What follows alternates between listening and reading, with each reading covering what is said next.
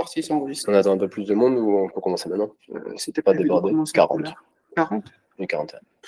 Bah, 45. Ils rejoindront. Ouais, allez, minutes. on attend 4 minutes. Voilà. Ok, bon courage. Merci.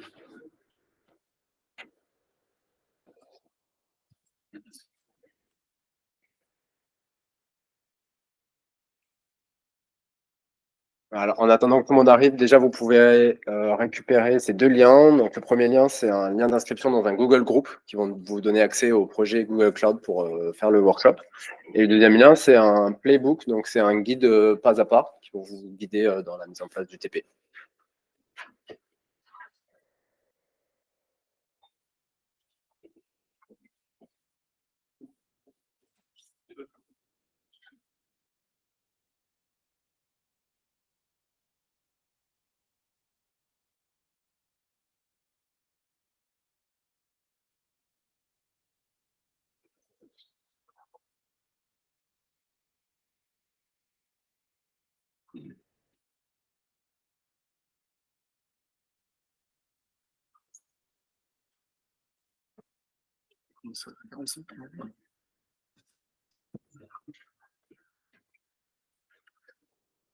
Ouais.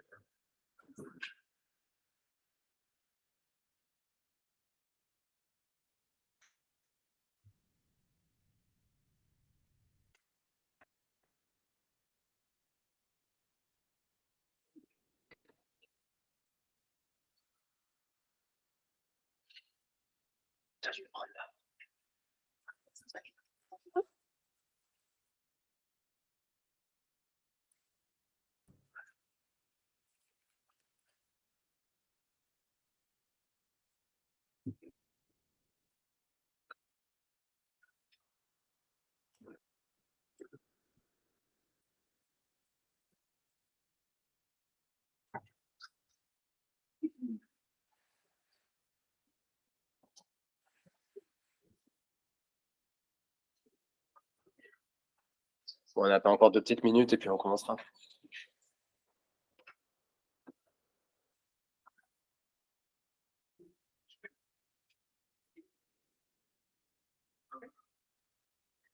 J'ai une balise. Parce que ça va faire assez.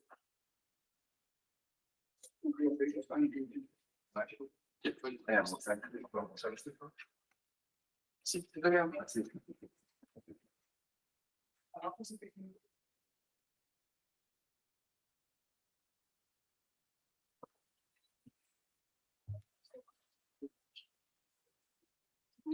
Bonjour.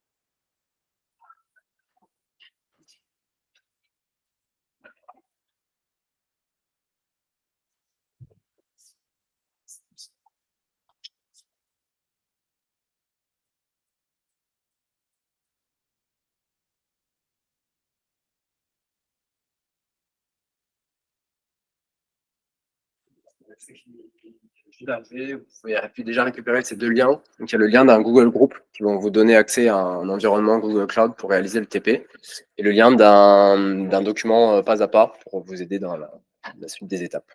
On attend juste Fabien et on commence dans 1 minute.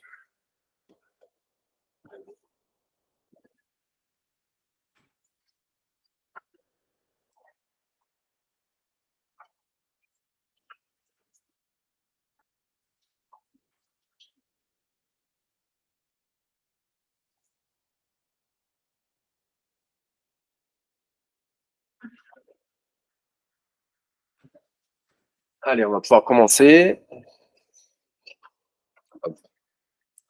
Alors déjà, merci à tous d'être venus. On est hyper contents d'être là aujourd'hui. Nous, on est venus de Toulouse pour vous faire cette présentation. Donc l'objectif aujourd'hui, ça va être de réaliser un workshop, c'est un TP dans lequel on va vous demander de mettre les mains dans le cambouis et de coder pour construire une plateforme data serverless en utilisant Google Cloud. Donc, on va vous présenter, à chaque fois, vous verrez une partie théorique et une partie pratique sur différentes catégories de Skin Data Platform. Donc, moi, je m'appelle Clément, je suis avec Fabien et Mathieu aujourd'hui. Tous les trois, on travaille pour une société qui s'appelle Stack Labs. Et donc, nous, notre métier, c'est de conseiller et d'aider les clients à construire des architectures sur le cloud, en fonction de leurs besoins. Et nous, donc, on est spécialisé dans la data.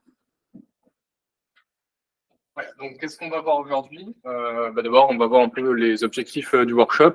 Et puis, qu'est-ce qu'une data platform? Parce que voilà, au final, on en parle beaucoup, mais bon, peut-être vraiment définir ce que c'est.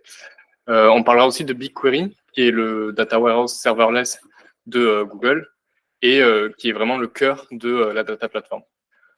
On verra aussi comment on peut faire un peu d'automatisation avec du compute serverless, qui permettra d'orchestrer nos pipelines de transformation de données. On verra sur le data processing, justement, comment on passe de la donnée brute à la donnée consommable, c'est-à-dire comment on crée nos pipelines qui vont raffiner notre donnée. Et enfin, une fois qu'on a raffiné cette donnée-là, on travaillera sur de la data visualisation, donc on ira vraiment du début à la fin de la transformation de la donnée, et à la fin, on la consommera sur de la visualisation. Voilà, et ensuite, on verra comment conclure et aller un peu plus loin. Alors, pourquoi une data platform? Donc, c'est vraiment, au final, un enjeu qu'on a eu depuis toujours, au final, qui est de centraliser les données. On a toujours voulu désiloter les systèmes d'information d'une grande entreprise, par exemple, pour retrouver à un même endroit les données de ces différents systèmes d'information, pouvoir les connecter entre elles et récupérer de l'information comme ça en connectant ces sources de données qui jusqu'à alors n'étaient pas connectées. L'idée aussi, c'est d'acculturer un peu la donnée dans l'entreprise. La data platform, elle va aider à ça. Elle va aider à amener cette culture de la data où on va vraiment penser data, tous nos process, toute notre organisation pour essayer de prendre le plus possible des décisions data-driven. Et ça, voilà, c'est la meilleure façon de prendre des décisions en étant le plus informé possible sur des vrais chiffres et pas voilà, sur un sentiment subjectif qu'on pourrait avoir.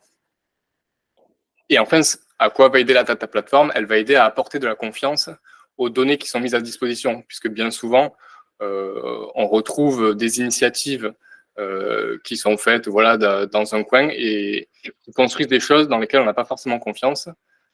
Voilà, donc si on ne croit pas à les données qu'on regarde, tout le processus de data-driven decision, il va être cassé. Et donc l'idée de la data platform, c'est ça, c'est d'amener une brique qui va permettre d'amener de la confiance dans les données qu'on met à disposition. Alors, aujourd'hui, cet après-midi, ce que vous allez faire, si vous suivez le TP jusqu'au bout, l'objectif, c'est de réaliser ce type de dashboard interactif que vous voyez sous les yeux.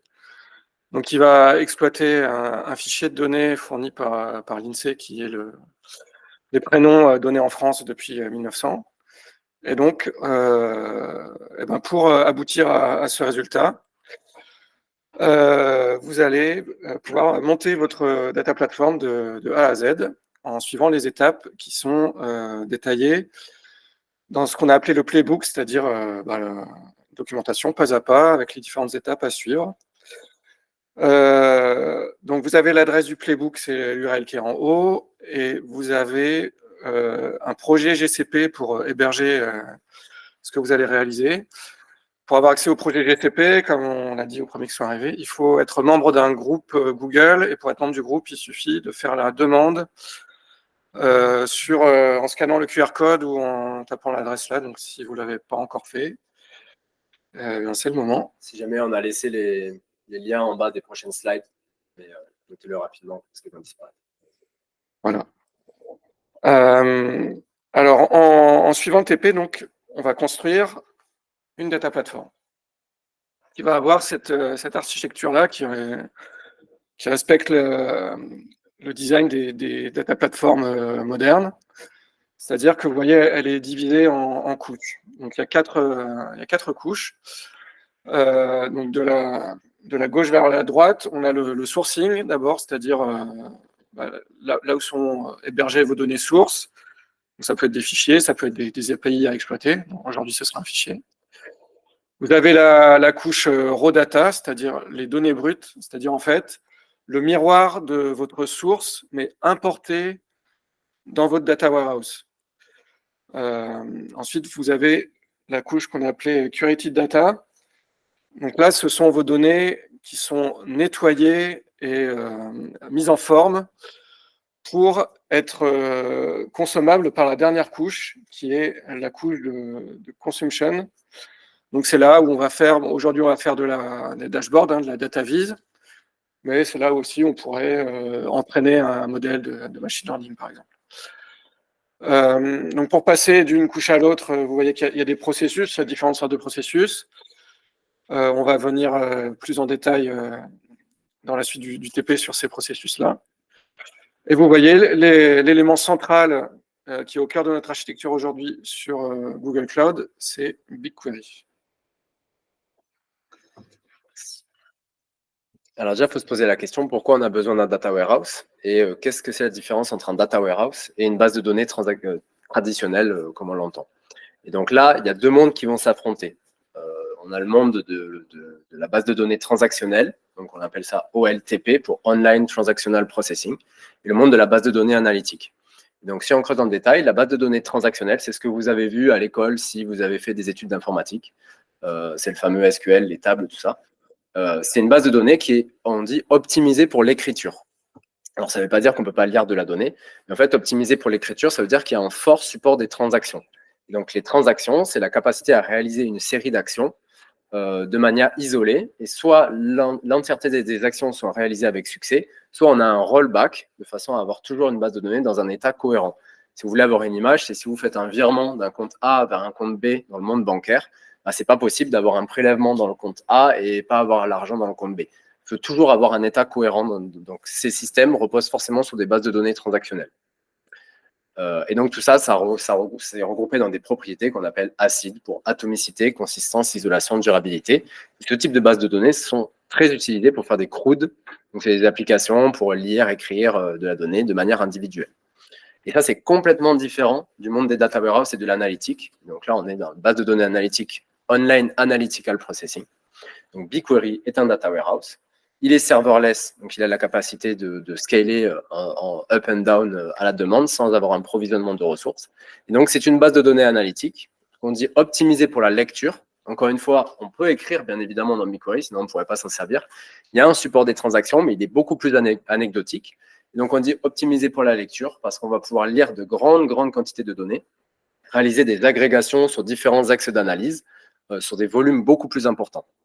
Et donc, il y a le stockage des données est fait de façon différente par rapport aux bases de données transactionnelles pour faciliter cette exploitation-là. Et donc, en fait, quand on parle de BigQuery, en réalité, BigQuery, c'est deux produits en un. On a une séparation dans le design du produit complète entre le processing et le stockage. Donc, sur la gauche, on a le Query Engine, le moteur d'exécution de BigQuery, et on a au milieu le BigQuery Storage, là où on va stocker les données. Donc, on peut utiliser complètement de manière dissociée ces deux produits. Donc, par exemple, utiliser un moteur d'exécution tiers, par exemple issu du monde de Big Data ou Open Source, pour lire des données qui sont dans le stockage BigQuery. Et inversement, utiliser le moteur d'exécution de BigQuery pour aller lire de la donnée qui se trouve en dehors de BigQuery, donc par exemple dans d'autres cloud providers, sur des buckets, sur des drives dans Workspace, ce genre de choses. Bon, c'est quand même ensemble que ces deux produits fonctionnent le mieux et c'est comme ça qu'on les retrouve chez la plupart des clients. Et donc, comment ça fonctionne concrètement? Vous avez un utilisateur qui interagit avec le moteur d'exécution, avec le langage SQL. Donc, c'est un langage que tout le monde, ou en tout cas dans le milieu de la data, beaucoup de gens connaissent. Ça va donner lieu à la création d'un job. Donc, ce job, ça donne lieu à la création d'un arbre relationnel qui va aller localiser dans la donnée, là où elle se trouve, soit sur le storage BigQuery, soit en dehors, à résoudre l'opération qui est demandée et retourner le résultat à l'utilisateur. Et donc, tout ça se passe dans une fraction de seconde, hein, mais derrière, il y a un cluster distribué avec des nœuds sur lesquels les données sont positionnées et le calcul est résolu. Et donc, comme on a deux produits, on a aussi deux tarifications. On a le moteur d'exécution, d'une part, donc on paye pour la quantité de données scannées, et le stockage, on paye pour la quantité de données stockées. Voilà. Le storage, c'est derrière, c'est propriétaire. C'est propriétaire. On suppose que c'est. Alors, il y a des papiers dessus quand même.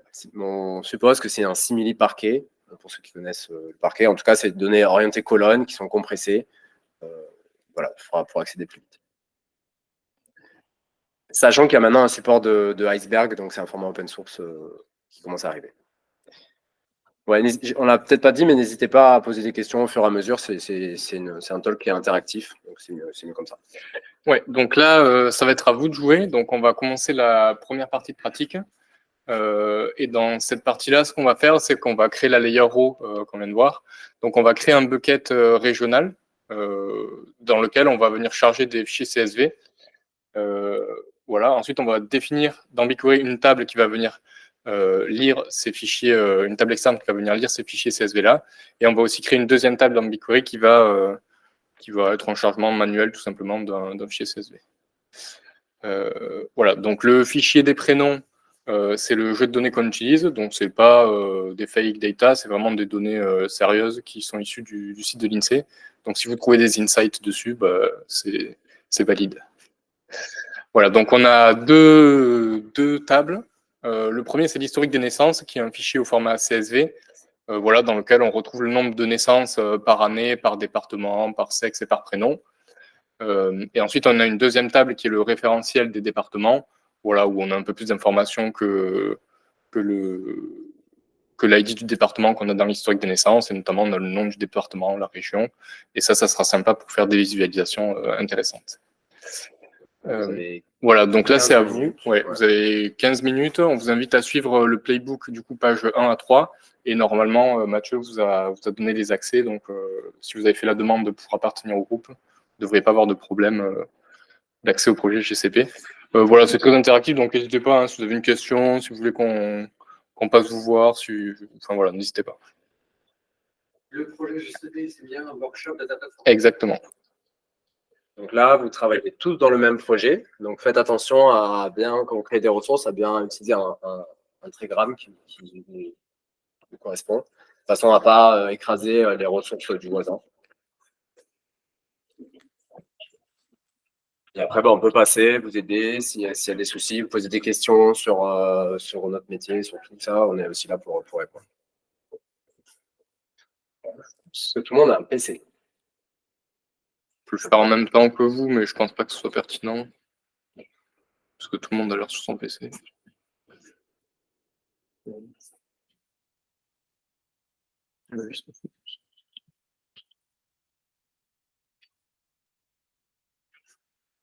Alors, c'est une présentation normalement qui prend un peu plus de temps que ça. Là, on a dû compresser. Donc, si vous n'avez pas à faire tout le travail dans le temps imparti, vous inquiétez pas, c'est pas à cause de vous.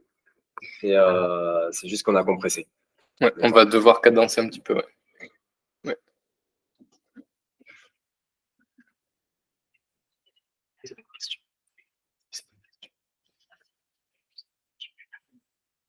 Peut-être juste pour se rendre compte de notre audience, à main levée, qui c'est qui travaille dans le monde de la data ou qui se qualifie data engineer, architecte? Un petit tiers? Ok, très bien. Peut-être dans Google Cloud, mais sur d'autres métiers? Ok.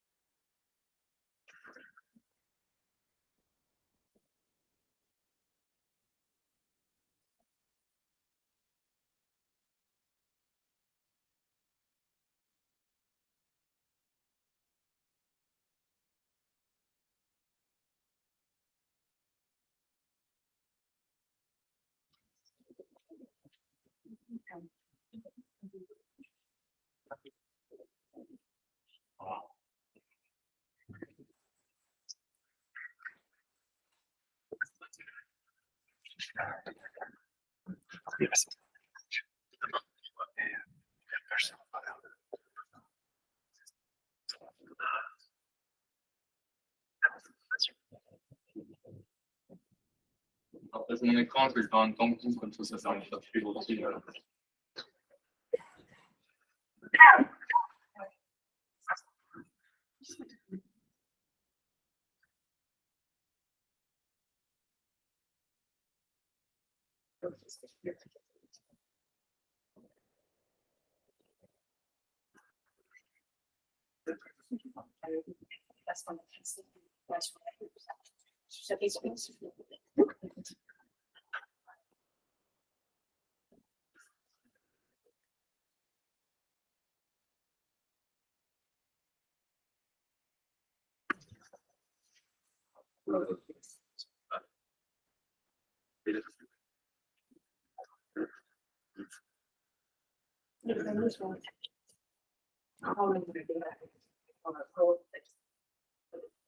Donc là, vous verrez, on fait deux types de chargements dans BigQuery. Le premier, c'est un chargement dans le stockage natif. Et le deuxième, c'est un chargement externe. Donc, c'est le référentiel des départements qui est chargé de manière externe. En fait, il n'est pas chargé. On va simplement définir dans BigQuery une définition du schéma du fichier CSV. Dans tous les cas, qu'on fasse l'un ou l'autre, il faut toujours que le bucket, la localisation, donc le data center, la région du bucket source, soit la même que la région du dataset destination. C'est une limitation de BigQuery actuellement, c'est qu'on ne va pas pouvoir faire des jointures entre des données qui se situent dans différentes régions. On est obligé de les déplacer. En tout cas, pour les charger, il faut aussi que ça soit dans la même région. Alors, c'est une limitation, mais qui est probablement volontaire, parce que ça coûte assez cher de déplacer de la donnée entre deux régions. Et c'est aussi pour des raisons de RGPD et de protection des données, pour éviter d'avoir à lire de manière inadvertance de la donnée qui se situe ailleurs.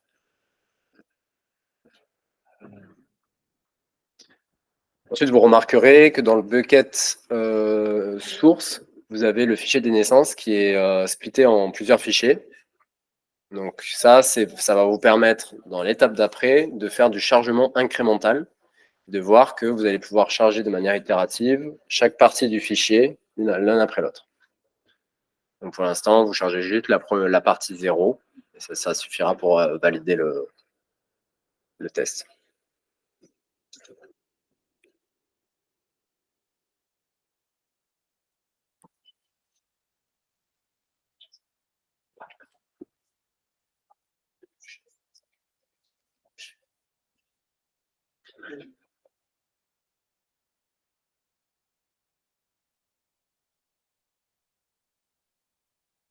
Voilà, donc là, j'ai chargé mes fichiers dans le bucket.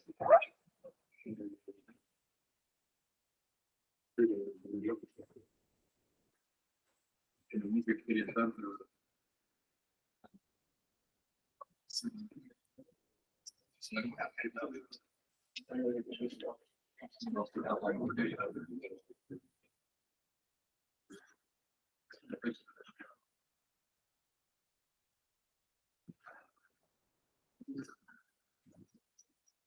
Oui.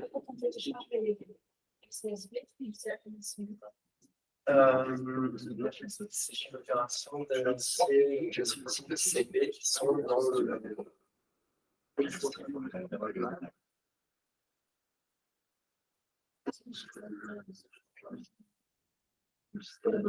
Soit dans la destination directement, pas dans le. Soit maintenant qu'ils sont là, c'est la destination.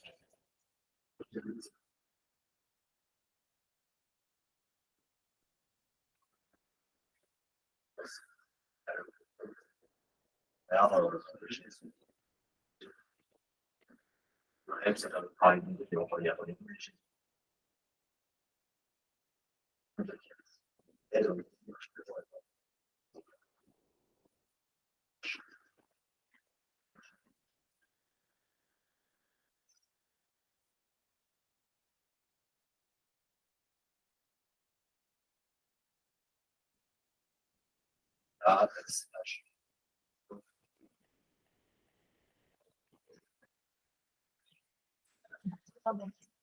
Alors, d'abord, il faut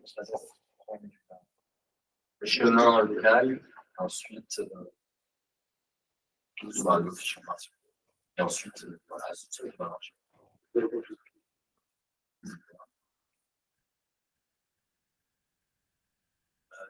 Soit un numéro, soit.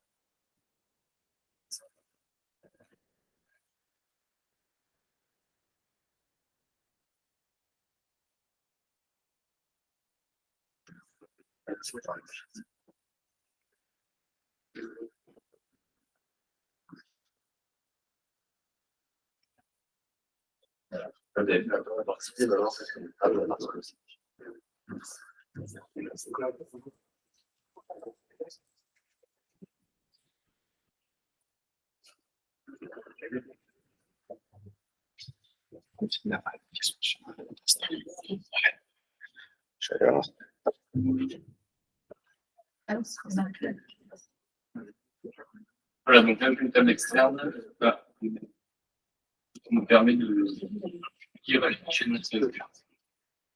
Je vais lire.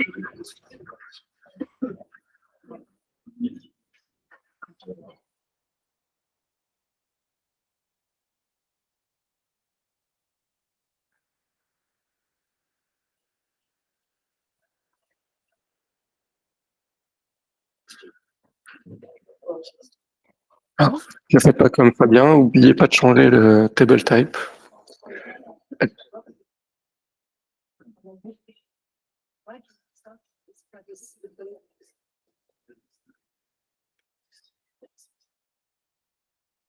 Je fais exprès de faire ce qu'il ne faut pas faire.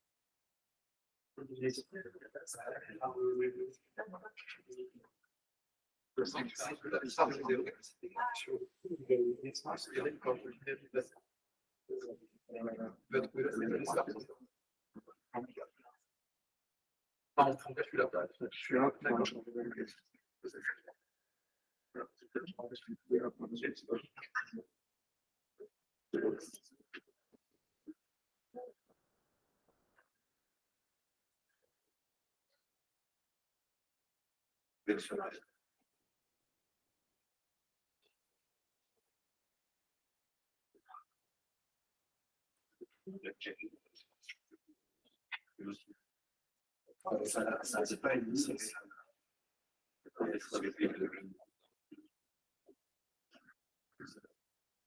Donc là, j'ai fait une table d'action en chargeant un fichier. Là, on ne peut jamais de la table de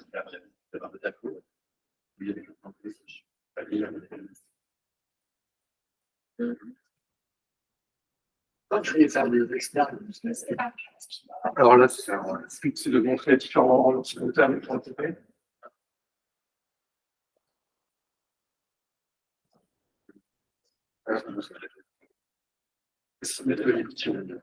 Encore des tas de choses. C'est comme ça, le séparateur, c'est comme ça. autorisé de modifier directement comme un fichier. Ah, ok. C'est interne et modifiable. En passant par le chiffre. La gestation dans les charbons.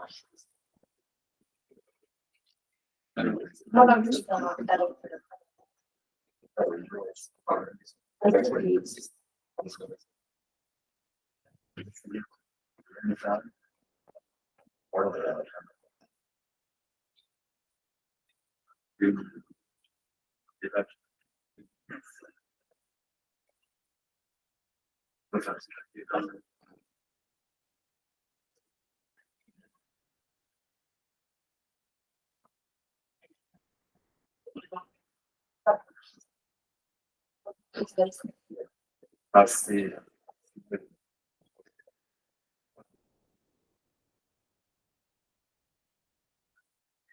On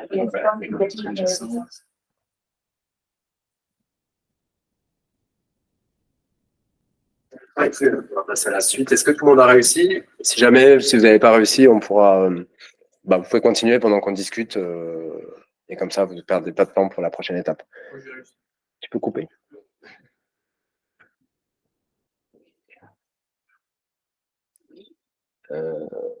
C'est un peu rapide, mais c'était pas. Je ne sais pas comment on fait. Ah, c'est ça. Voilà.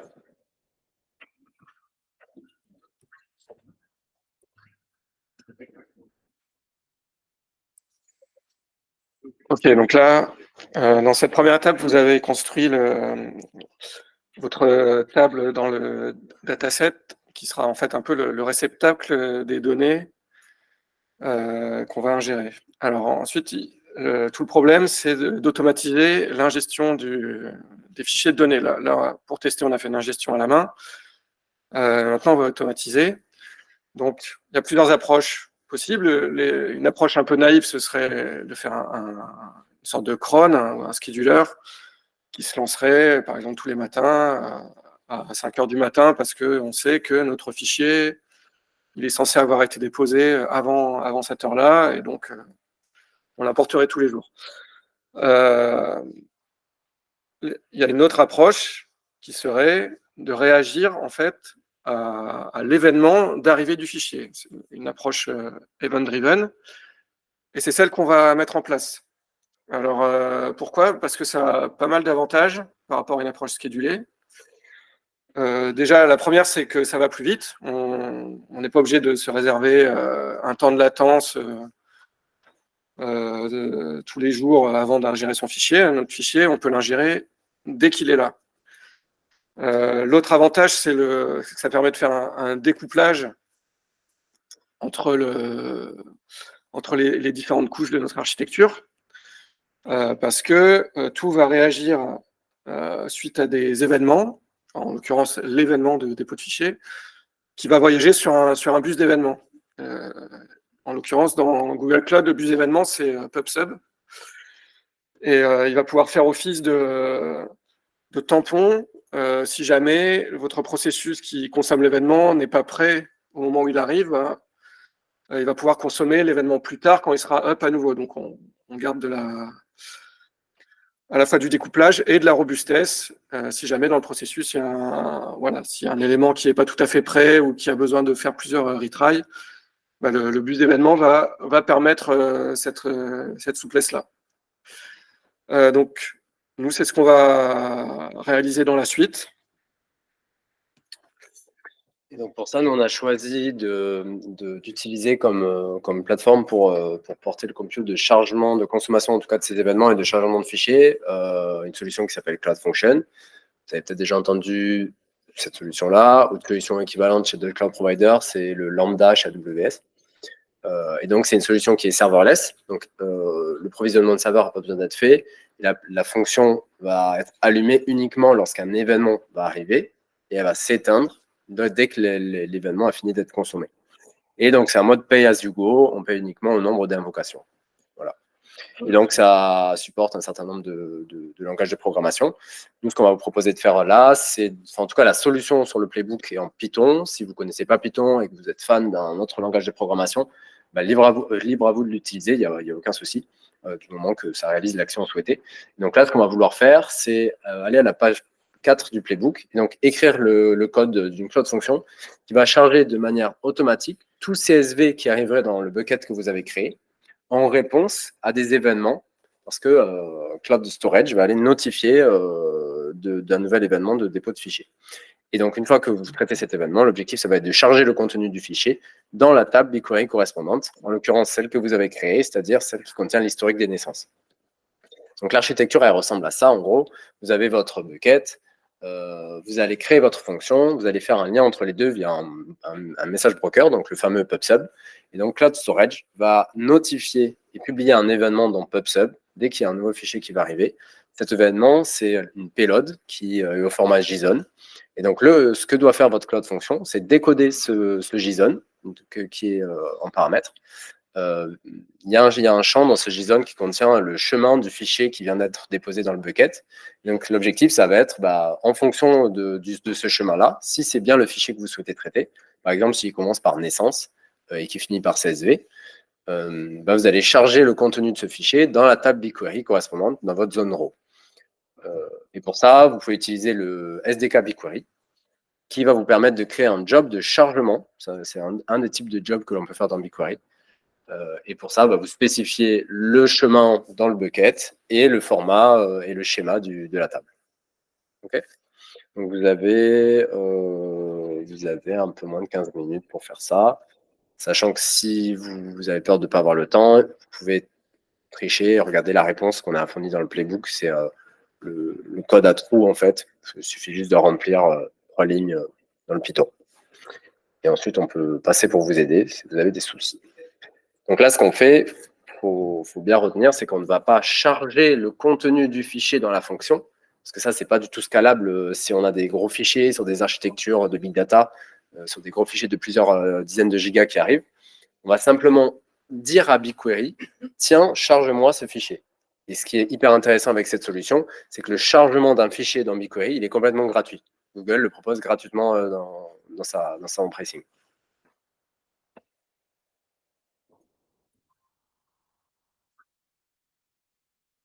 Et donc, Fabien va vous faire la démo pour ceux qui voudraient suivre en même temps sur l'écran.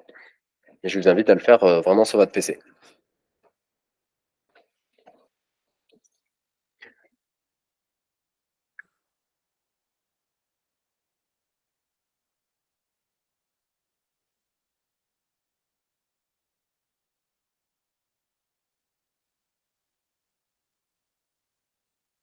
Vous verrez, il y a une fonction qui est déjà dans le projet, qu'il suffit de copier, qui contient tous mes éléments pour avancer.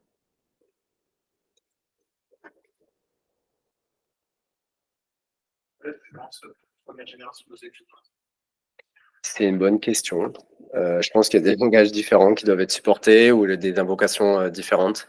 Je sais qu'on peut gérer par exemple les accès concurrents, le nombre la durée de vie d'une fonction, ce genre de choses. Je pense qu'on est parti dans l'exemple, c'était sur la première génération, parce qu'on l'a fait il y a un moment déjà, le TP. Et en fait, la deuxième génération, l'architecture derrière, c'est Cloud Run. Et donc, il va containeriser le code que vous avez poussé de façon à ce qu'il tourne dans Cloud Run. La stratégie chez Google Cloud, il repose beaucoup sur Cloud Run ces dernières années. Donc, en fait, Cloud Function, c'est devenu une devanture de Cloud Run.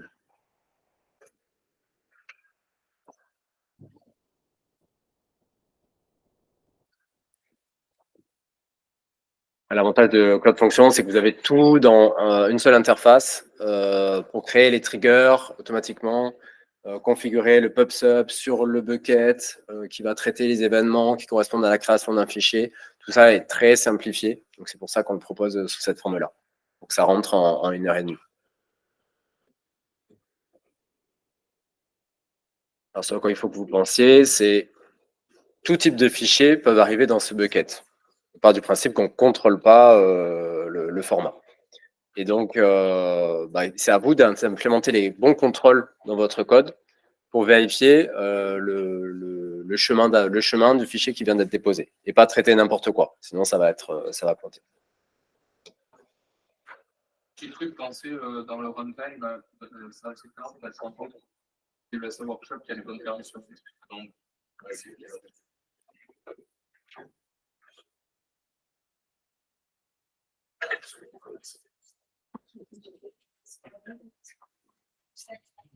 Oui. Donc, je sais pas, tout à l'heure, ça a passé par un pub/sub. Oui. C'est caché, ça. Dans le TP, là, c'est caché. Mais en fait, quand vous sélectionnez la partie trigger Cloud Storage, ce que ça fait, c'est que derrière, ça crée un topic pub/sub qui va porter des messages et ça crée une subscription en mode push. Ouais. Va aller directement notifier la fonction. Ça, c'est spécifique au TP ou c'est dans n'importe, parce que dans un autre projet GCP, il faudrait passer par juste le setup. Non, ouais, si par exemple, si vous le faites avec Cloud Run, vous n'avez pas cette jolie interface, vous allez devoir configurer vous-même le transport des messages. Oui, Ouais, parce que je veux dire, c'est que c'est pas vous qui avez paramétré le projet pour ça, c'est Non, que la non. function qui est un peu La native. function native, c'est ça. En tout cas, dans la version 1 de la runtime. C'est un produit qui est très haut niveau, hein, qui va simplifier beaucoup de choses. Et c'est pour ça qu'il coûte plus cher d'ailleurs que si vous aviez à le faire vous-même avec une autre architecture. Alors, essayez de bien vérifier le code que vous soumettez dans la fonction parce que vous verrez que ça prend un certain temps, au moins plus d'1 minute à chaque fois. Donc, si vous avez oublié un caractère, un truc, ça va être pénible pour vous.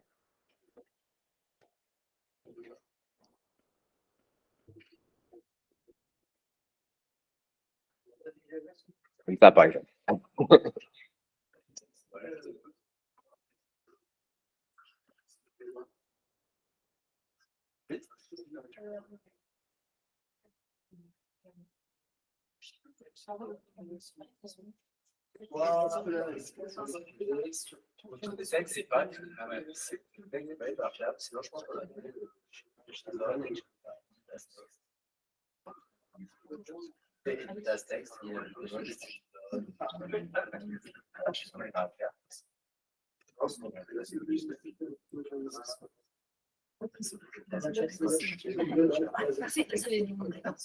Ah, c'est votre fichier? Non, Pensez à changer l'entry point de la fonction. C'est bien détaillé dans le playbook, mais c'est des choses qu'on oublie, quoi.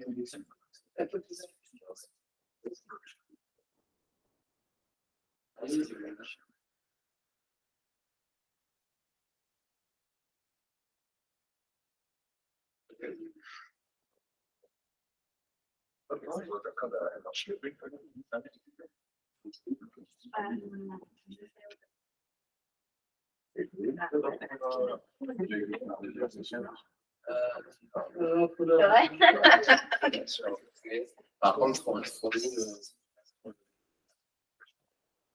lit le schéma sur la JSON. Il y a des techniques. Il y a détecté le processus, mais c'est oui,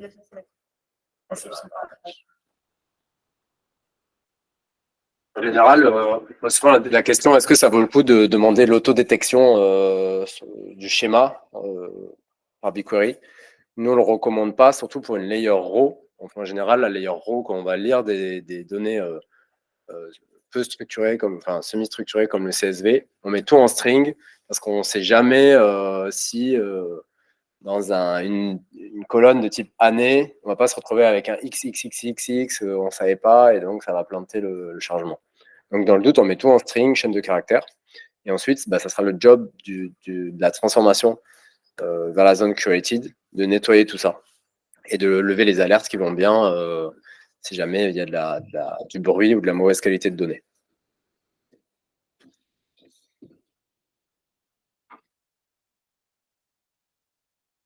Alors, vous voyez, au final, Fabien aussi, derrière, ça va pas aussi.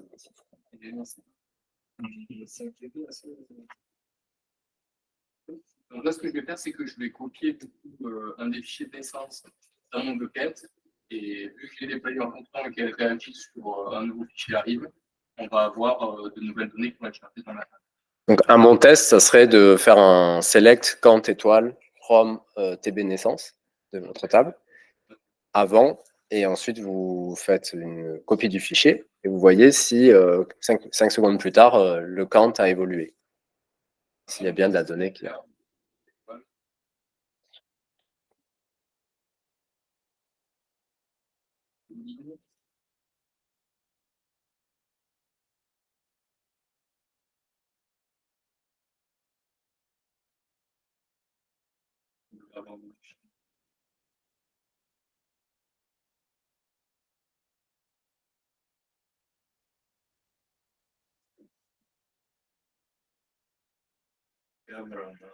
Dans 50 minutes, ouais. Un million.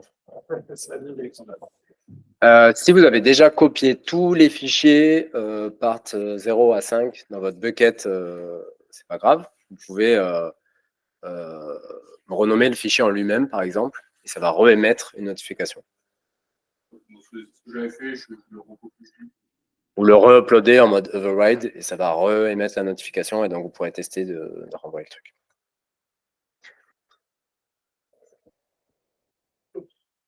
Est-ce que ça fonctionne? Petit problème. Est-ce que tout va bien? Yes.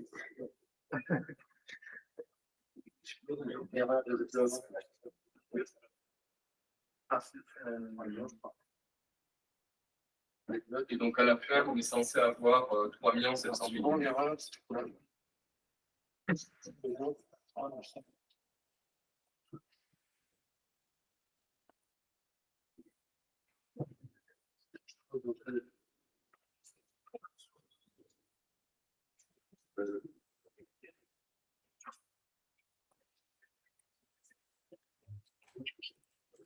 Parce qu'il y a des données.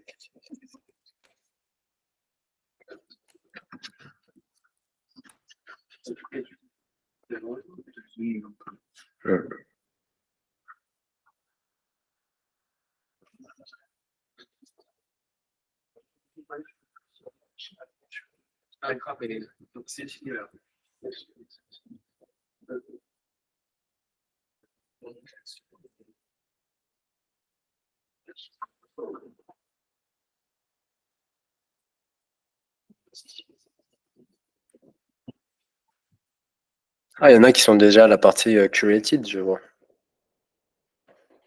Bien, c'est bien. Bon. Du coup, on va avancer un petit peu. Si vous n'avez pas fini encore une fois, n'hésitez pas à continuer pendant qu'on est en train de parler. On le prendra pas mal. Est-ce que tu peux couper le partage, s'il te plaît?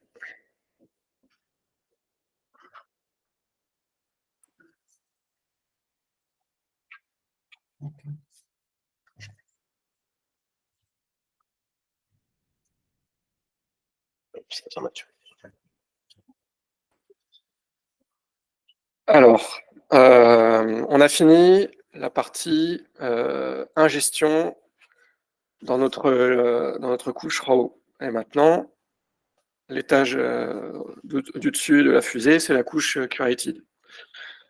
Donc, pour passer de RAW à curated, il faut faire des transformations qui vont nous permettre de nettoyer nos données, les modéliser, tout ça. Et ça, dans notre Modern Data Platform, on le fait en SQL, ce qui a plusieurs avantages. Déjà, le gros avantage, c'est que le SQL, c'est un langage que tous les gens qui travaillent dans la data maîtrisent un minimum. Et l'autre avantage, c'est que dans le contexte de BigQuery, on va pouvoir profiter du moteur d'exécution de BigQuery, de ses capacités de calcul parallèles massives, pour exécuter des requêtes SQL qui vont appliquer nos transformations.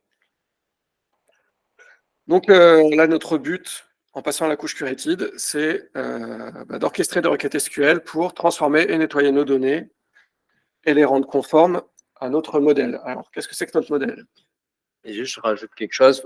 Nous, c'est vrai qu'on pousse souvent chez les clients cette approche qu'on appelle ELT. On charge d'abord et on transforme sur place. Ça, c'est très adapté pour des données qui sont structurées ou semi-structurées. Bien sûr, si votre plateforme ne traite que des images et des vidéos, ça va être plus compliqué de faire du SQL. Quoique, ça pourrait arriver. Mais voilà, c'est juste une petite parenthèse. Et du coup, il convient d'introduire le concept de modélisation, de normalisation et de dénormalisation des données. Tout ça, ça va permettre de faciliter la consommation pour un usage analytique ou statistique. Et donc, qu'est-ce que c'est la modélisation de données dans un data warehouse, voire dans une base de données transactionnelle? Le fait de modéliser, c'est organiser de la donnée pour faciliter son exploitation. Que ce soit pour faire des dashboards ou pour faire des stats ou pour faire n'importe quoi. Et encore une fois, on a ces deux mondes qui vont venir s'opposer. Le monde de la base de données transactionnelle et le monde de la base de données analytique, comme BigQuery. Et donc, en base de données transactionnelle, ce qu'on cherche absolument à faire, c'est éviter les redondances et optimiser le stockage. Donc, pourquoi on fait ça? Il y a plusieurs raisons. Déjà, le stockage, à une époque, ça coûtait assez cher, donc on va essayer de ne pas dupliquer de la donnée partout. Et ensuite, pour rappel, ce sont des bases de données qui sont optimisées pour l'écriture, et donc notamment la modification d'informations. Par exemple, vous avez un listing de produits dans un site de e-commerce. Vous ne voulez pas que la description de votre produit elle se situe dans 10 000 tables différentes. Parce que quand vous allez faire une mise à jour, comme tout ça va être dans une transaction, on veut faire le minimum de modifications possible pour garder notre système dans un état cohérent. Et pour ça, comme on a fait, on a introduit la notion de normalisation, notamment de forme normale. Ça vous rappelle peut-être quelque chose. Première, deuxième, troisième, quatrième forme normale. On parle souvent de troisième forme normale. En tout cas, c'est le fait de modéliser les données des relations entre les tables. Chaque enregistrement, donc chaque ligne sera identifiée par une clé primaire qui sera référencée avec des clés étrangères, tous ces trucs-là. Ça n'existe pas du tout dans le monde analytique. Pourquoi? Parce que on va accepter et même pousser le fait de dénormaliser, c'est-à-dire de répéter des informations à plusieurs endroits de façon à faciliter la lecture. Comme il y a beaucoup de données qui vont venir de plein de différentes sources et qu'on va aller lire ces données de manière intensive sur des grosses historiques, en faisant des grosses agrégations, tout ça, eh bien, on va se permettre de dupliquer de la donnée et de la formater en avance de façon à ce qu'on ait moins de données à lire par la suite. Et donc, la dénormalisation, on a un exemple juste ici. Dans le monde transactionnel, on pourrait avoir ce modèle entité-relation qui présente des clients qui achètent un ou plusieurs produits. Donc, on aurait 3 tables, une table des clients, une table des produits et une table des ventes. On modélise ce fait d'acheter. En base de données analytiques, on pourrait très bien se retrouver avec une seule table dans laquelle on aurait une ligne par vente ou par client, par exemple, avec le nom, le prénom du client, son adresse, et une liste de produits achetés dans lesquels on aurait à chaque fois la description du produit, le numéro du produit, son prix, et tout ça se répéterait autant de fois qu'un client a acheté un produit. Donc la description du ballon qui a été acheté, il va être répété sur chaque client, mais c'est pas grave, parce que dans ce type de solution, le stockage coûte pas très cher. Et au moins, ça va nous éviter de faire des jointures par la suite, si jamais on veut savoir quel client a acheté quel produit. Et de la même façon, on va pouvoir se permettre d'introduire des champs calculés qui vont pré-agréger certaines informations. Par exemple, ici, le total des dépenses d'un client, ça sera la somme de toute la quantité follow-up unitaire de tous les produits qu'il a achetés. Ça, on le pré-calcule dans un process en mode ELT, dans des transformations qui sont orchestrées. Voilà, donc on va passer à l'avant-dernière pratique. Donc vous aurez 15 minutes. Et là, l'idée du coup, ça va être de construire la zone curated de notre data warehouse. Pour faire ça, on va écrire des requêtes SQL qui vont transformer les données raw qu'on a chargées avec nos fichiers CSV en des données plus raffinées. On va encapsuler ces requêtes SQL là dans des vues. Et voilà, comme ça, on va pouvoir créer une vue de dénormalisation qui sera notre donnée finale et qui sera celle qu'on consommera plus tard. Voilà, donc pour rappel, dans notre layer raw, on a du coup la table de référentiel des départements. On a aussi tout l'historique des données de naissance. Donc la première chose qu'on va faire, c'est qu'on va nettoyer un peu cet historique de données de naissance, puisqu'on a des valeurs blanches qu'il faudrait qu'elles soient nulles. On va essayer peut-être aussi de rendre les choses un peu plus jolies, puisque je crois que le sexe, c'est 0,1 au lieu de homme-femme. Voilà, donc là, il y a des petites opérations de nettoyage à faire. Et ensuite, on va créer une vue dénormalisée qui va venir faire la jointure entre notre référentiel des départements et notre vue nettoyée des données de naissance. Donc là, on travaille qu'avec des vues, c'est-à-dire que dès qu'on va interroger la vue dénormalisée, on va rejouer toutes les requêtes de toutes les vues en amont. Donc, bien évidemment, c'est pas optimal d'un point de vue performance. Dans la vraie vie, on ne ferait pas comme ça. Dans la vraie vie, on crée des vraies tables et on matérialiserait la donnée dans chacune de ces tables-là au lieu de faire des vues. Et ça permettrait d'optimiser les performances et aussi le coût. Mais là, voilà, pour des raisons de praticité, on va juste travailler avec des vues. Voilà, donc c'est à vous. Il faut suivre du coup le playbook page 5 pour créer ces vues.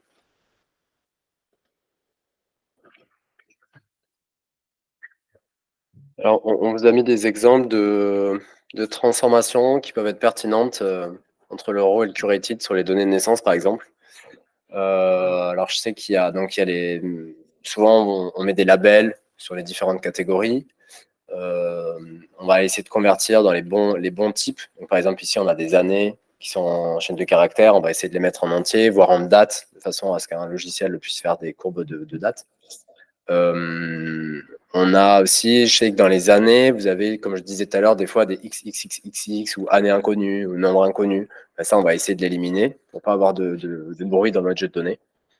Des fois, ce qui se passe aussi, c'est que le même fichier, il est chargé 2 fois parce que le pub-sub qui va porter l'événement, il ne déduplique pas les messages. Et donc, des fois, on ne sait pas pourquoi, l'infrastructure Google, elle est en train de scaler, hop, il va publier 2 fois le message. Et donc, la Cloud Function, elle va charger 2 fois le fichier. Alors, ça peut être géré côté fonction, mais ça peut être géré aussi côté curated. On va essayer de dédupliquer les données pour avoir une vue dédupliquée pour la consommation. Alors, en l'occurrence, vous allez le faire parce que la fonction telle qu'on l'a écrite, si on dépose le fichier 2 fois, elle le charge 2 fois. Donc, si vous ne le faites pas, vous aurez des données en double. Tu peux zoomer peut-être, Fabien, ou c'est bien.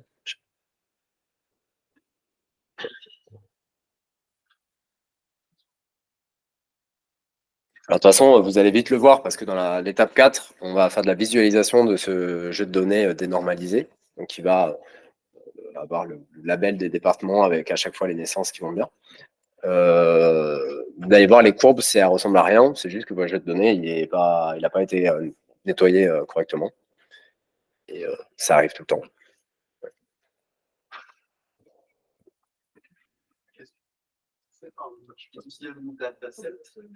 Pourquoi faire les vues dans le premier?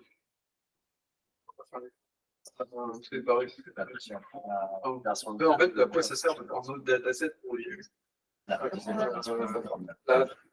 En général, on va faire un autre projet.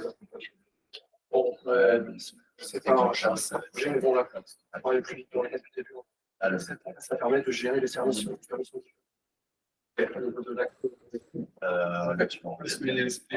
gérées par data. Alors, le niveau le plus fin, le niveau le plus fin, c'est les datasets.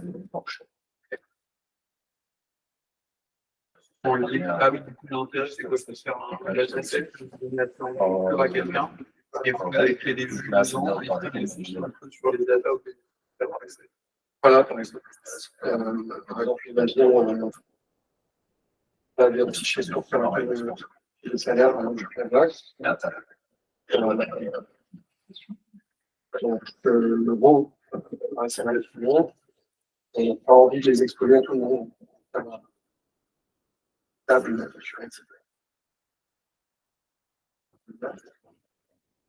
et en lecture, on va dire ça en lecture, et pour se laisser.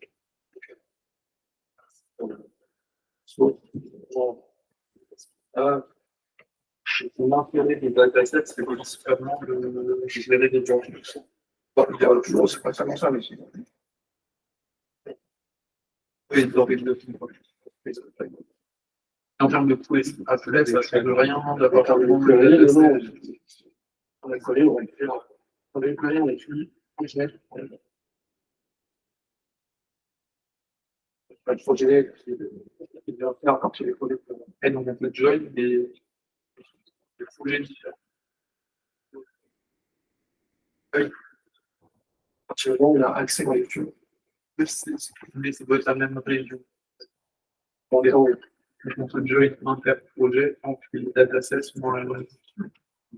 Et donc, un dataset, c'est régional.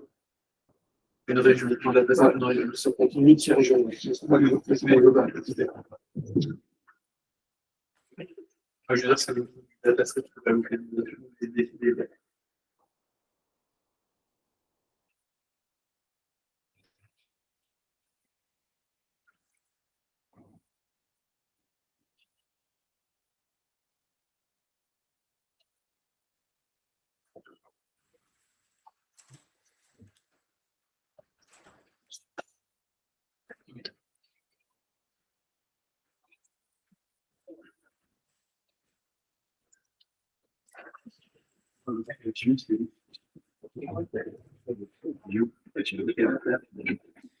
Si vous n'avez pas eu le temps dans l'étape précédente de charger les 5 fichiers de naissance, c'est pas très grave. Ça veut dire que votre dashboard, à la fin, il y aura un plus petit nombre d'années, mais ça pourrait toujours faire quelque chose.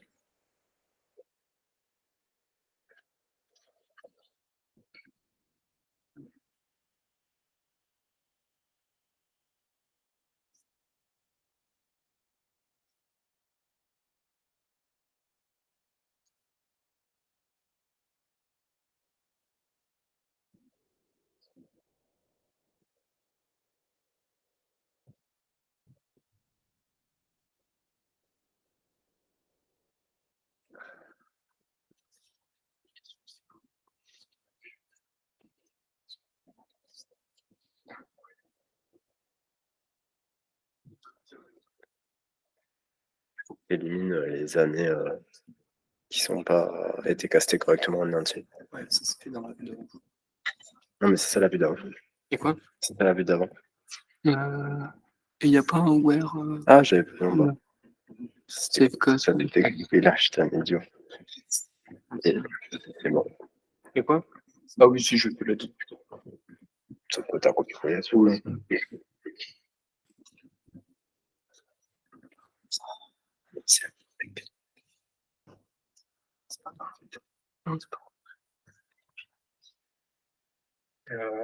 Fabien, il a rajouté un truc qui n'est pas écrit dans le playbook, là, le concat FR département. Ouais. Ça permet de faire de la visualisation géographique sympathique à l'étape d'après.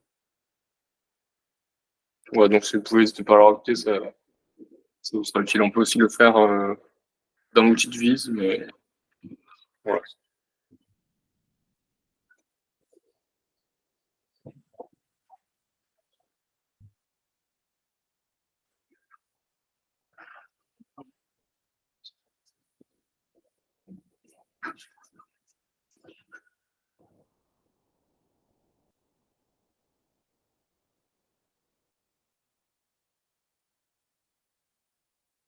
Voilà, ce qui est fait ici dans cette étape de transfo, la première étape, ça va être de transformer le sexe en entier. Et ça va nous permettre de invalider des valeurs incohérentes. On va garder que les 0 ou les 1, en tout cas les entiers.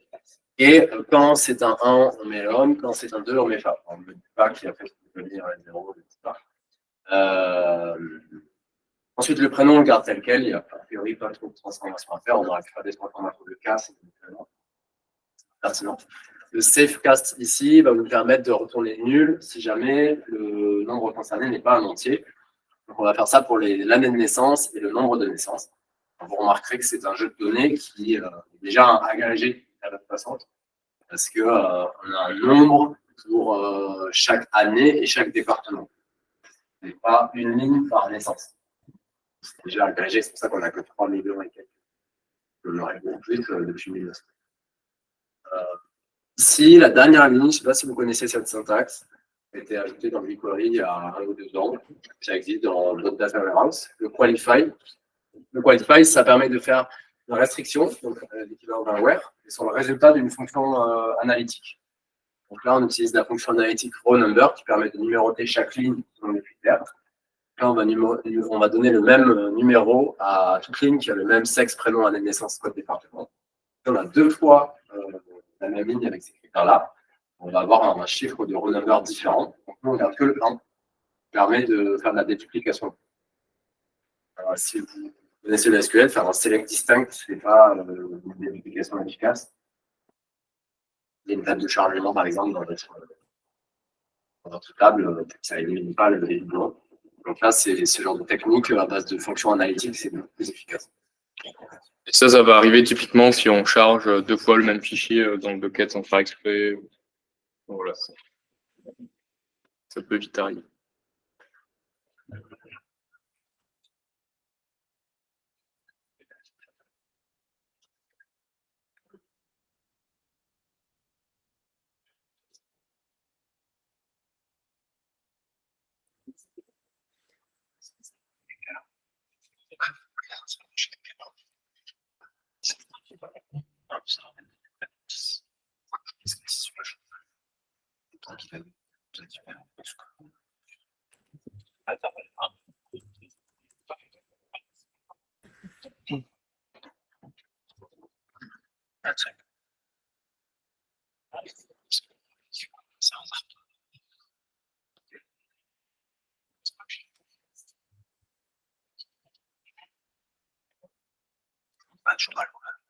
Ouais, je sais, ça serait bien.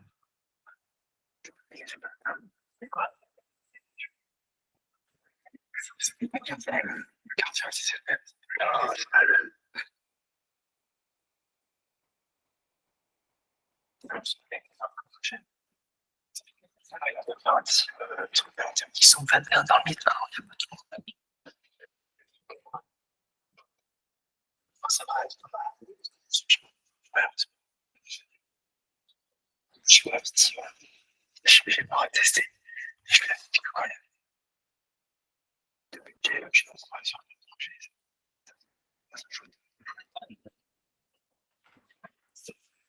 Tu t'es aidé, je pense. T'as raison. C'est bon. Oui. Est-ce que vous avez des difficultés ou ça va sur cette étape? Voilà, pour le coup, vous pouvez copier le code qui vous est proposé dans le runbook. Enfin, un playbook, je sais plus comment on appelle ça.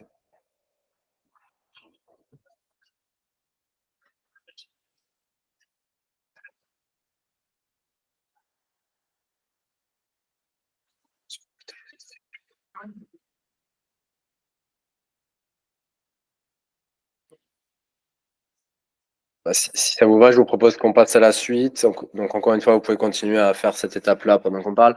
Et comme ça vous laissera un peu plus le temps d'expérimenter la partie visualisation. Où vous pourrez vous exprimer un petit peu plus. Je vais juste couper le truc.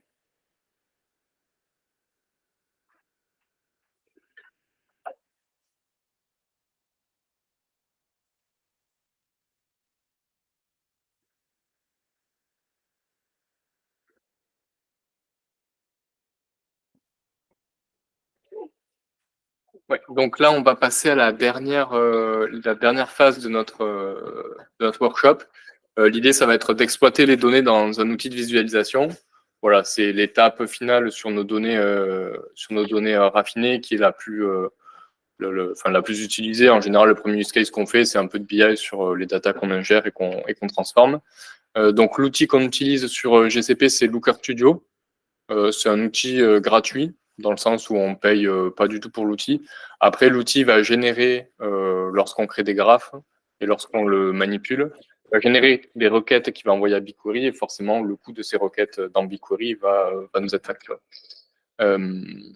Donc, comment ça se passe? On va créer en fait dans Looker Studio une source de données qui va en fait correspondre à notre table ou à notre vue raffinée qu'on a créée dans l'étape précédente du workshop. Et il va y avoir une association directe entre une colonne de cette table et une dimension de ma source de données. Et ce que je vais pouvoir faire, c'est que je vais pouvoir créer des mesures et ajouter des mesures à cette source de données qui seront en fait une fonction analytique que je vais appliquer sur une colonne numérique. Voilà, donc par exemple faire la somme du nombre de naissances. Et ensuite, je vais pouvoir manipuler Looker Studio et les graphes pour créer des graphes. Et ce qui se passe, c'est que dans mes graphes, les dimensions, ça va représenter les axes de mon graphe, et les métriques, ça va représenter les points de mes graphes. Voilà, donc je pense que j'ai tout dit. Ouais, Looker, c'est comme tout outil de visualisation qui se connecte à ce type de base de données, c'est simplement des générateurs de requêtes SQL. Exactement. Ce qu'ils font, c'est qu'ils interprètent les axes d'analyse et les métriques que vous voulez représenter sur le graphique. vont l'envoyer à BigQuery. BigQuery, c'est lui qui travaille, c'est lui qui réalise les agrégations sur des gros volumes, qui envoie juste le résultat. Donc, le résultat d'une agrégation, c'est pas beaucoup de lignes comparé à la donnée source. Et c'est là qu'on sent bien que la vue, c'est pas hyper optimal, puisque à chaque fois qu'on va utiliser le graphe sur Looker Studio, ou qu'il va y avoir une requête qui va être générée, on va en plus régénérer toutes les requêtes et rejouer toutes les requêtes des vues. Et donc, c'est là qu'une table matérialisée serait plus pertinente qu'une vue. Donc, peut-être vous montrer un exemple de ce qui peut être fait. Hop. Ouais, donc là, on va commencer la dernière partie du coup de la dernière pratique. Et l'idée, ça va être pour vous de jouer avec Looker Studio. Voilà, on a des petits exemples de dashboard, mais vous pouvez vous amuser, voilà, créer des graphes, regarder pour votre prénom, en quelle année il a été le plus donné, etc. Mais l'idée, voilà, c'est à vous de jouer avec le jeu de données, à vous de créer vos propres graphes et de manipuler la donnée. Donc voilà, c'est la partie un peu créative du workshop. Et c'est celle au final qui exprime la valeur ajoutée qu'on a pu faire avant dans toutes nos transformations de données, quoi. Donc, en fait, il faut voir l'outil comme un peu le PowerPoint de la data dans l'écosystème Workspace. Vous pouvez travailler à plusieurs dessus, glisser, déposer des visualisations comme ça. Donc, c'est assez simple à prendre en main. Et puis voilà, donc essayez, vous pouvez faire des différentes visualisations, il y a tout un tas de catalogues. Vous pouvez aussi mettre des filtres, donc c'est ce qu'on voit tout en haut, vous pouvez filtrer sur une liste de prénoms, sur une liste d'années, ce genre de choses, ou de départements. Visualiser le nombre de prénoms par département, le top 10 dans votre année de naissance à vous, votre prénom, quand est-ce qu'il a été à la mode, tout ça, vous allez pouvoir le faire en vous connectant avec cet outil-là. Et ouais. Si vous n'avez pas construit le couche curated qui vous satisfait, à cette étape, c'est pas grave, vous pouvez quand même jouer avec Looker Studio en mettant en source de données le dataset de Fabien. C'est pas gênant s'il y a plusieurs Looker Studio sur le même. Celui qui s'appelle FPO DS Curated, naissance dénormalisée. Voilà. Et donc j'en profite pour pendant que vous faites ça pour parler un petit peu. Sur cette slide ici, on voit que donc il y a une requête SQL qui est générée par Looker Studio et qui est envoyée à BigQuery. Et on voit qu'il y a une petite notion d'identité ici. En fait, ce qui se passe, c'est que nous, c'est ce qu'on pousse à chaque fois quand on fait des data platforms chez nos clients. Il faut toujours que l'outil transmette l'identité de l'utilisateur qui va accéder au dashboard jusqu'au data warehouse, parce que c'est très souvent dans le data warehouse que sont implémentées les politiques d'accès à la donnée. Donc, si vous avez dans votre data warehouse, sur votre couche curated, des politiques d'accès via l'IAM de Google qui dit telle personne a accès à telle donnée, telle personne a accès à tel subset de lignes au sein d'une table. Si vous voulez masquer des colonnes parce que c'est des données sensibles, vous voulez quand même que des personnes accèdent à ces colonnes si ces personnes ont un certain rôle ou ce genre de choses. Il faut toujours que votre outil de consommation, peu importe la façon de faire, transmette l'identité de façon à ce que la requête générée par BigQuery utilise votre identité à vous. Et donc, retourne pas à l'utilisateur des données sensibles. Par exemple, si vous avez une grosse table qui représente toutes les ventes d'un site de e-commerce en France, que vous êtes commercial de la région sud-ouest, je dis n'importe quoi, et que vous n'êtes pas censé voir les chiffres et toutes les ventes de votre collègue commercial de la région nord. Si vous avez votre data warehouse qui implémente ces politiques de sécurité à la ligne, les deux personnes vont accéder au même dashboard qui va lire de la donnée de la même table, mais ne vont pas avoir les mêmes résultats parce que la donnée elle sera personnalisée.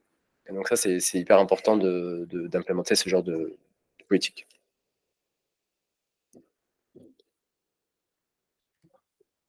Tu veux qu'on fasse le dashboard en live, Fabien?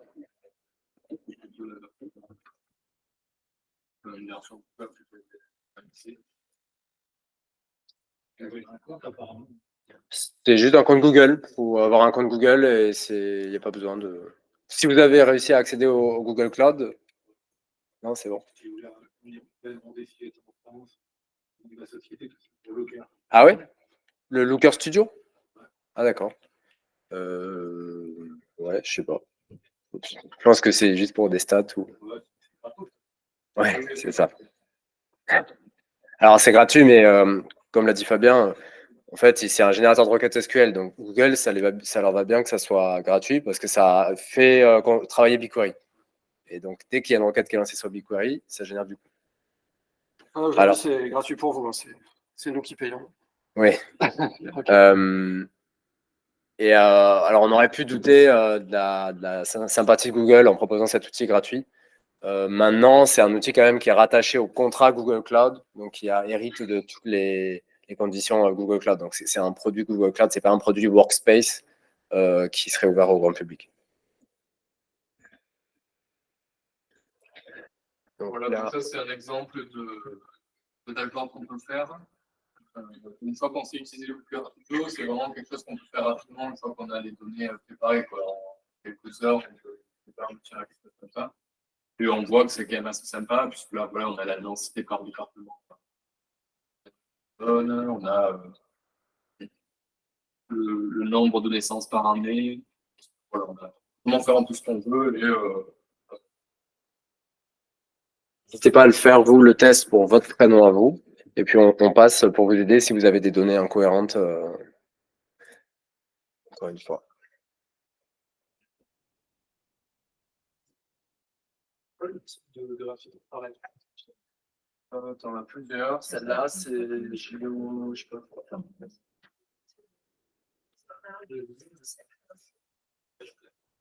Le désert, On a attention. C'est quoi désolé, c'est pas ce que vous pouvez faire. Ouais, c'est ça.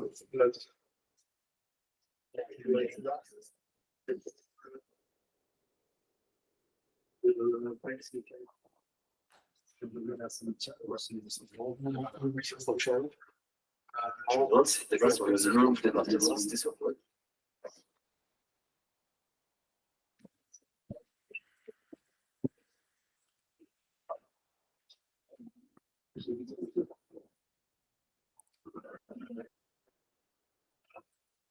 Ouais, c'est sur le code. Vous avez un prénom très rare, vous ne le verrez pas, vous ne serez pas dans prénom rare.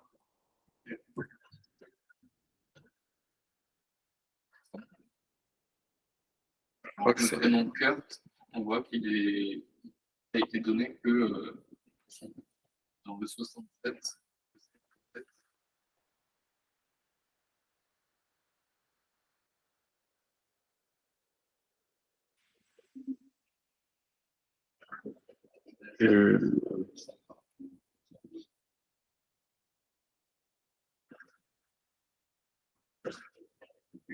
Ouais, pourtant, c'est bien ça.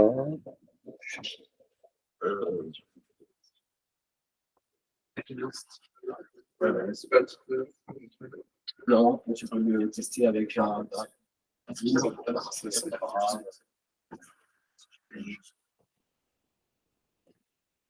Là, ça marche.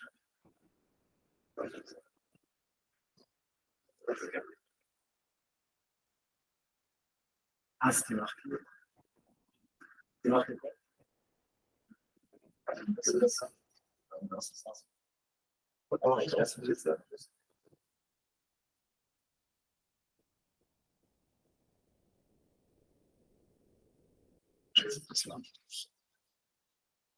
Ouais, tu es dans la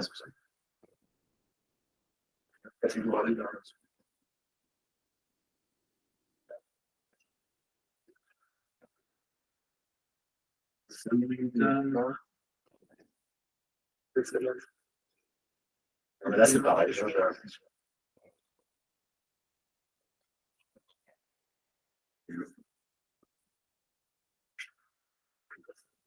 Voilà, on va faire quelque chose. Hésitez entre plusieurs prénoms pour vos enfants. Mais pareil, là, chez les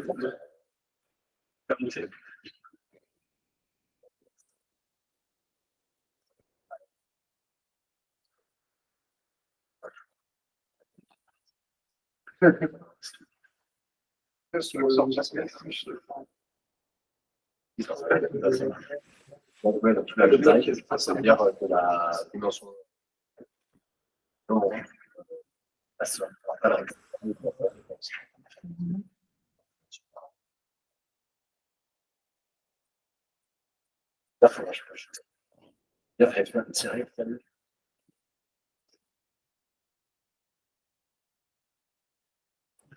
Ah, mais c'est quoi ça? Oui, ça c'est.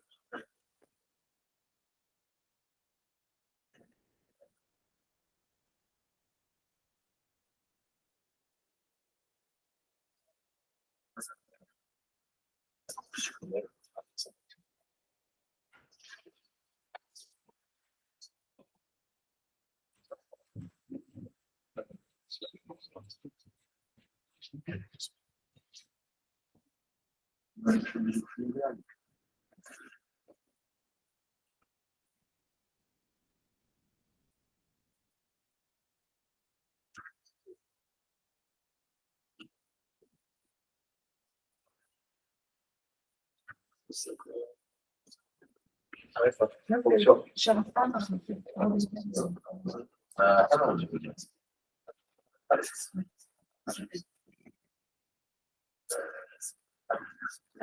ouais.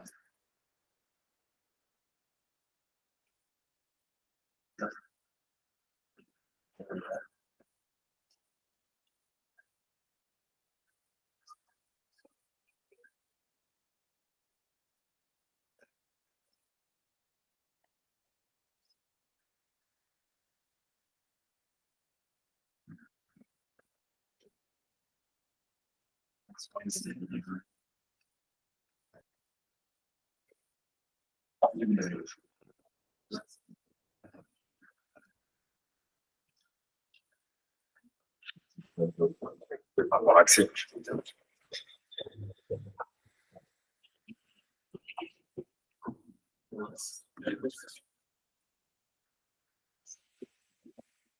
Là, on voit qu'il y a un peu de data cleaning qui pourrait être fait, typiquement en clément avec un accent. Donc, et aussi les matchs avec les dotés.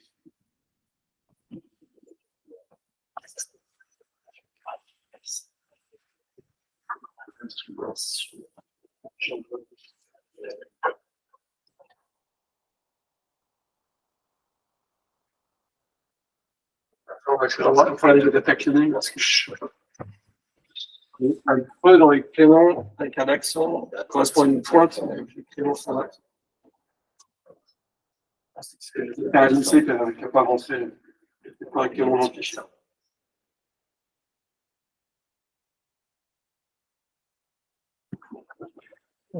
WKS.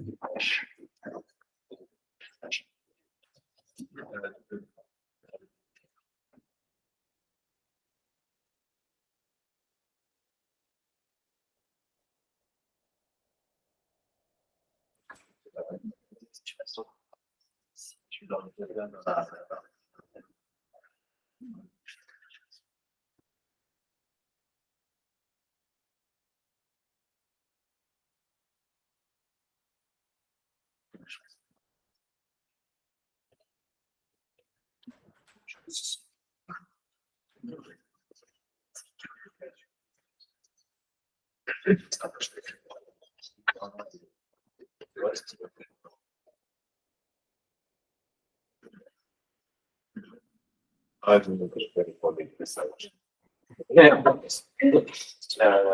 peux le couper dans un bucket et comme ça, ça chaque fois que ça marche, ça recharge. Alors.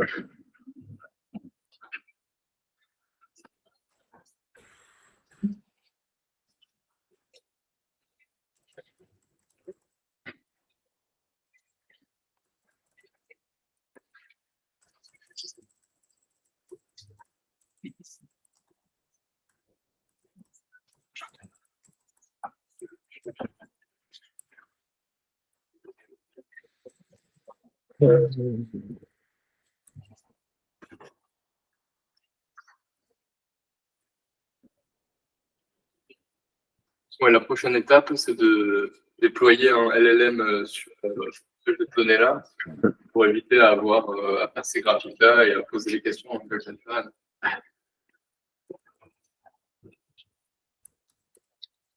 La carte de France. géographiques. Ouais, ben là, non, là, on peut utiliser un isocode qui définit le département. Et là, en l'occurrence, du coup, c'est FR-le numéro du département. FR- Voilà, ils évoluent. Ouais, c'est assez bien fait. Là.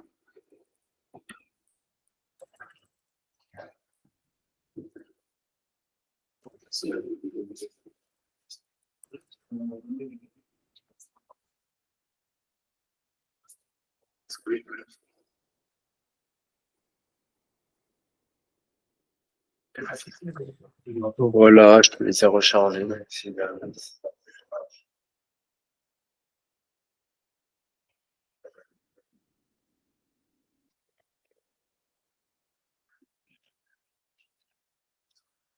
J'ai tous les prénoms.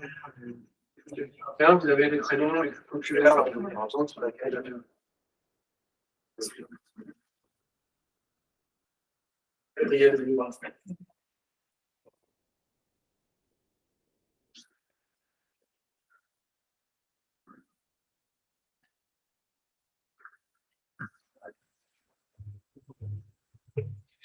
On va avancer un petit peu sur la fin de cette présentation.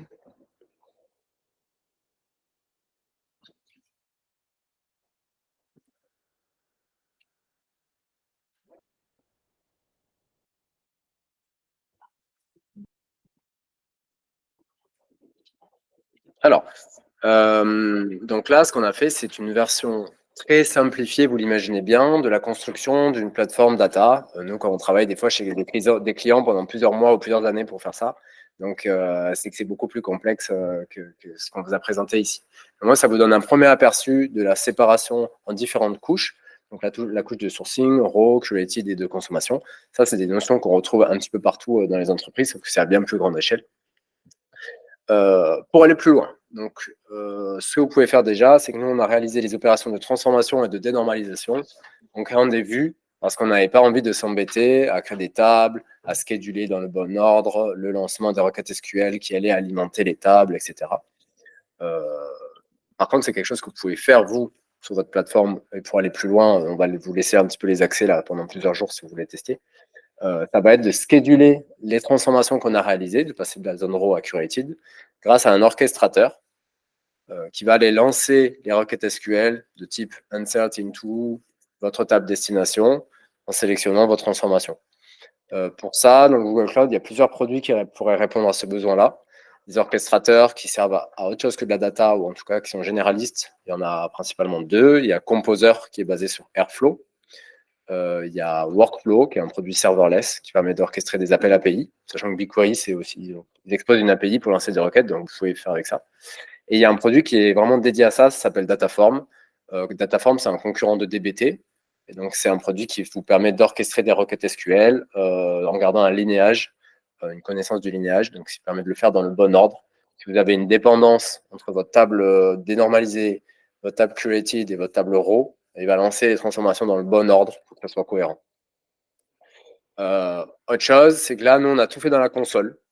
Alors, les consoles, elles sont très jolies, hein, les consoles du cloud provider. Par contre, quand vous voulez passer à l'échelle, que vous avez différents environnements, dans les projets industriels, on peut avoir jusqu'à 4, 5 environnements, de la dev, de la qualification, de la staging, de la prod, de la pré-prod, tout ça. Vous imaginez bien que dès que vous faites une modification sur le code de votre fonction, vous n'allez pas vous amuser à le faire à la main dans tous les environnements. Donc pour ça, on va scripter ces opérations-là grâce à des outils qui permettent de représenter tout ce que vous faites dans la console, mais sous forme de code. C'est ce qu'on appelle le fameux infrastructure as code. Il y a plusieurs outils qui existent. On utilise beaucoup Terraform, mais il y en a d'autres aussi. Donc tout ce que vous avez fait là, vous pouvez le faire avec Terraform, créer les buckets, créer les datasets, les tables, la plate fonction, toutes ces choses-là. Et donc, une seule ligne de commande, ça va les déployer sur vos différents environnements. De la même façon, là, nous, on n'est pas marié avec Google. Ce qu'on a fait là, c'était une démo sur Google Cloud. Tout ce que l'on a fait là, vous pouvez le faire sur d'autres cloud providers. Nous, on travaille pas mal chez Stack Labs avec AWS également. Vous pouvez aussi faire ça sur Azure. Vous pouvez faire ça sur des plateformes tout en un, des SaaS, des Snowflake, des Databricks. Tout ça fonctionne très bien, même si eux, derrière, ils vont aussi être hébergés chez un cloud provider. Donc, on est très content que vous soyez venus aujourd'hui. On apprécierait beaucoup votre feedback. Donc, n'hésitez pas à scanner ce QR code ou à aller sur l'agenda du DFS Paris pour nous faire des feedbacks. Ça nous permettra de nous améliorer pour la prochaine fois. Et si vous avez des besoins dans votre entreprise pour mettre en place ce genre de plateforme à l'échelle, bah nous, on a des équipes qui sont dédiées pour ça. Donc, n'hésitez pas à faire appel à nous. Merci beaucoup.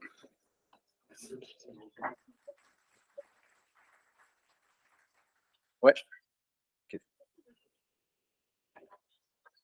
Je ne sais pas du tout comment ça se passe, mais vu que c'est enregistré, je suppose que oui. Je demande. On peut demander peut-être aux organisateurs. Ok, super.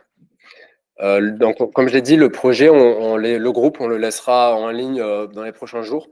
Donc, si vous n'avez pas eu le temps de finir, vous avez toujours le lien du playbook et vous aurez toujours les accès pour les prochains jours. Donc, n'hésitez pas à faire ça chez vous et à réaliser les actions qui vous permettent d'aller plus loin. Donc, tester la partie orchestration, sachant qu'on a quand même limité les droits pour pas que vous minez du Bitcoin sur notre billing account. Donc, n'hésitez pas à faire tout ce qui reste dans le cadre de la plateforme data. Et de toute façon, on est disponible pour les questions. On reste là encore quelques minutes, même si vous avez envie de finir, qu'il ne vous reste pas grand-chose. Donc, n'hésitez pas, c'est le moment d'en profiter.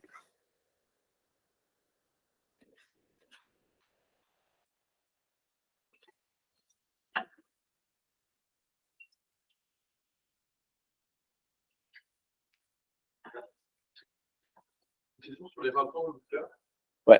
Ils se partent d'un point de vue d'études et de droit, quoi. Ouais. Est-ce que ça se fait de partager, enfin, quand on partage un rapport, en gros, c'est un dev Oui. qui va créer le rapport, et ensuite on peut le partager avec des clients en mode juste lecture, Oui. enfin, juste utilisation, quoi. Ouais. C'est un peu comme un fichier Google Doc, en fait. C'est exactement pareil. C'est un propriétaire du rapport et tu le partages à des gens, soit en mode éditeur, soit en mode lecteur. Par contre, comme je le disais tout à l'heure, tu as le fait d'accéder à un rapport et c'est complètement différent d'accéder à la donnée sous-jacente. Comme ton identité elle est transmise à BigQuery, il faut aussi qu'il ait accès à la table à BigQuery en lecteur. Ah, c'est-à-dire que si tu partages un accès avec toi dans mon rapport, par Ouais. exemple, en lecteur, Oui. mais que tu n'as pas accès à la data dans BigQuery, tu vas te prendre un stop. Exactement. La plupart du temps, tu peux aussi configurer ton rapport pour que ce soit toujours toi, le propriétaire du rapport, qui porte l'identité du requêteur. Mais ça a ses limites d'un point de vue sécurité, parce que si tu as accès à beaucoup de choses, tu vas donner ces accès aux autres personnes aussi. Voilà.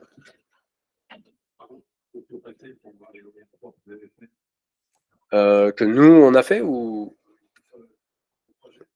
je pense pas qu'on puisse les voir parce que comme ils sont rattachés à notre compte personnel Google, on ne pourra pas les partager. Mais on fait des démos si jamais de rapports pour programmer un rendez-vous si vous voulez. De ce qui peut se faire en tout cas chez d'autres clients.